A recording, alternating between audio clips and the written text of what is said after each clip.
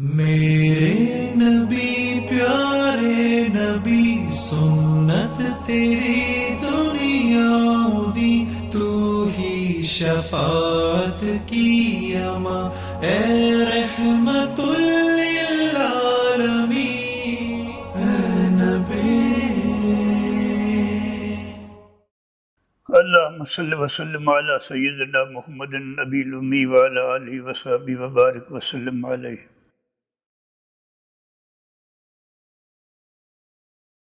مجھے آپ کے سامنے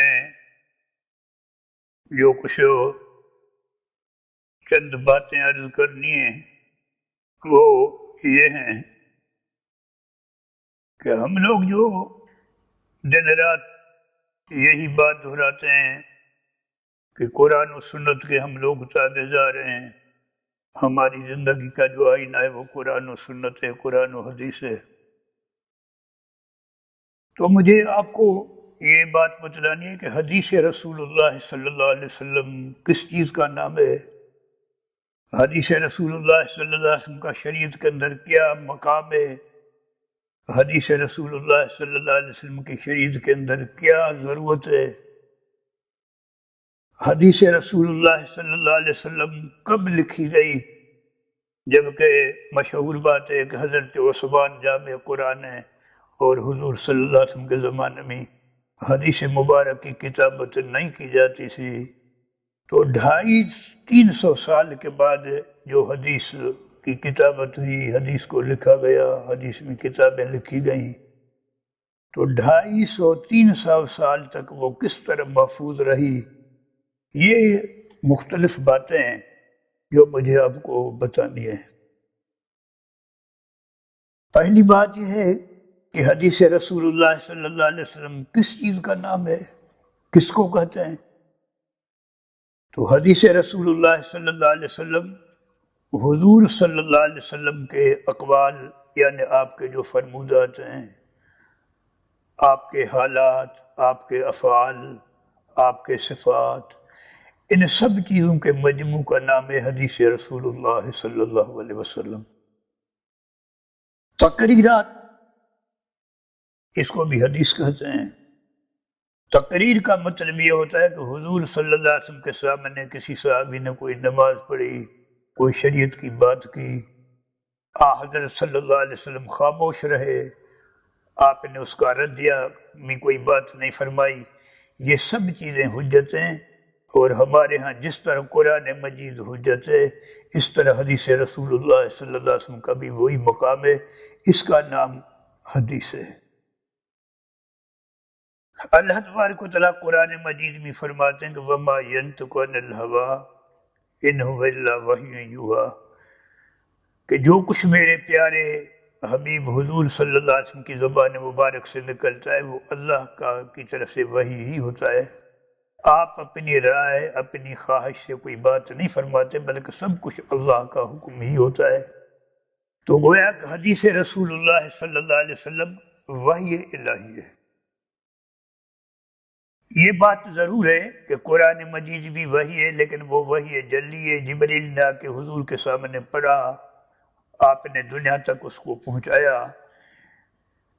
حدیث رسول اللہ صلی اللہ علیہ وسلم وہ بھی وحی ہے، لیکن وہ وحی خفی ہے، آپ کے قلب مبارک کے اندر القاء ہوتا ہے، جبریل آ کے آپ کے سامنے باتیں کرتے ہیں، آپ وہ چیزیں دنیا تک پہنچا دیتے ہیں، اس کا نام وحی خفی ہے۔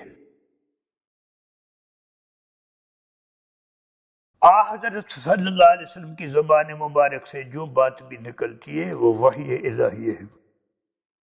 ایک حدیث مبارک کے اندر آتا ہے کہ حضور علیہ السلام کے صحابہ کے اندر ایک حضرت عبداللہ بن عمر صحابی ہیں، آپ جو بھی فرماتے تھے، جو بھی آپ کا عمل ہوتا تھا، ہر ایک چیز کو وہ تحریر کے اندر لاتے تھے، لکھتے تھے۔ تو بعض صحابہ نے حضرت عبداللہ بن عمر سے یہ بات کہی کہ دیکھو رسول اللہ صلی اللہ علیہ وسلم بشر ہیں، انسان ہیں، بعض دفعہ غصے کی حالت میں ہوتے ہیں، بعض دفعہ مزاحیہ باتیں فرماتے ہیں، تو ہر ایک چیز لکھ رہا ہے۔ جب انہوں نے حضور اکرم صلی اللہ علیہ وسلم کے سامنے یہ بات عرض رکھی تو آپ نے اپنے زبان مبارک کو پکڑ کر فرمایا کہ واللہ لا یخرج منہ الا الحق، اللہ کی قسم میری زبان مبارک سے جو بات نکلتی ہے وہ حق ہوتی ہے، وہ سچ ہوتا ہے، وہ اللہ کی طرف سے وحی ہی ہوتا ہے۔ تو آپ کی زبان مبارک سے جو اقوال مبارک سرزد ہوئے ہیں وہ بھی وحی الہی ہیں، جس طرح قرآن مجید اللہ تعالیٰ کا کلام ہے۔ قرآن مجید اللہ تعالیٰ فرماتے ہیں وَمَنْ أَصْدَقُ مِنَ اللَّهِ قِيلًا، اللہ سے زیادہ سچا کون ہے۔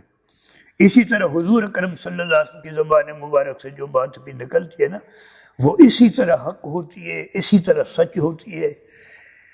یہ آپ کے سورج چاند، یہ آپ کے آسمان و زمین اپنی جگہ سے ہل سکتے ہیں، لیکن آپ کی زبان مبارک سے جو بات نکلتی ہے نا وہ کبھی بھی غلط نہیں ہو سکتی۔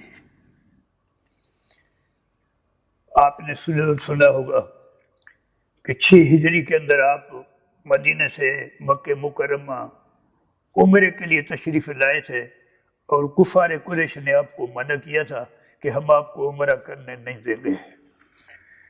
مصالحت ہوئی مقام حدیبیہ کے اندر، جو صلح حدیبیہ کے نام کے ساتھ مشہور ہے۔ ایک حدیث مبارک کے اندر لمبا قصہ آتا ہے، اس کے اندر یہ معاہدہ طے ہوا کہ آپ اس سال تو عمرہ نہیں کر سکتے، البتہ آپ اگلے سال آئیں۔ 3 دن آپ مکے کے اندر رہیں گے، 3 دن آپ خانہ کعبے کا طواف کریں گے، 3 دن کے بعد پھر آپ واپس چلے جائیں گے۔ اس بات پر معاہدہ ہوا۔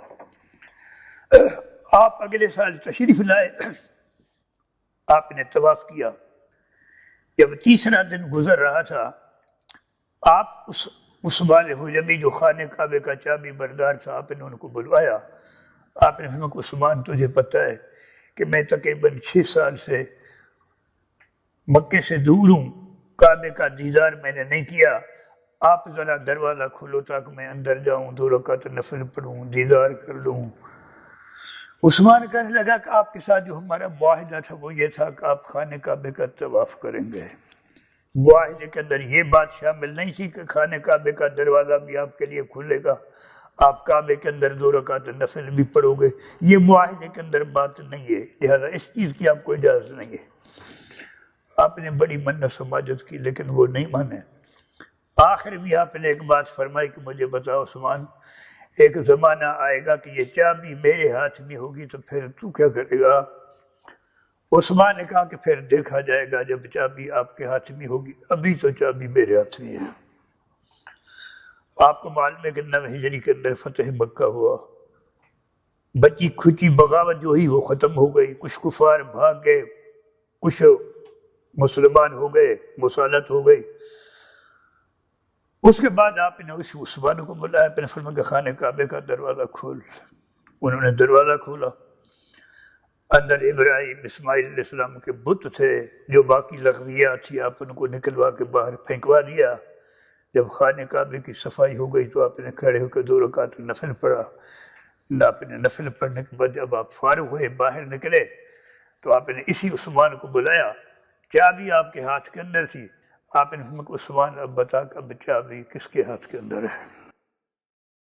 عثمان کہنے لگا کہ یا رسول اللہ صلی اللہ علیہ وسلم، آپ نے تو بڑے بڑے سرکش اور ظالم لوگوں کو بھی معاف فرما دیا، میں معذرت خواہ ہوں، غلطی کا میں اقرار کر رہا ہوں، واقعی مجھ سے غلطی ہوئی تھی، لیکن مجھے امید ہے کہ آپ مجھے بھی معاف فرما دیں گے۔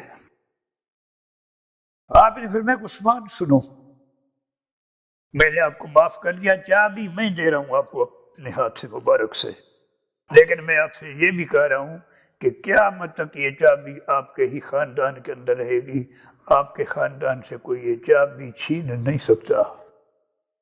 تو میرا غرض اور مطلب یہ تھا کہ حضور اکرم صلی اللہ علیہ وسلم کی زبان مبارک سے جو بات بھی نکلتی ہے نا وہ سچ ہوتی ہے، وہ حق ہوتی ہے، وہ وحی الہی ہوتا ہے۔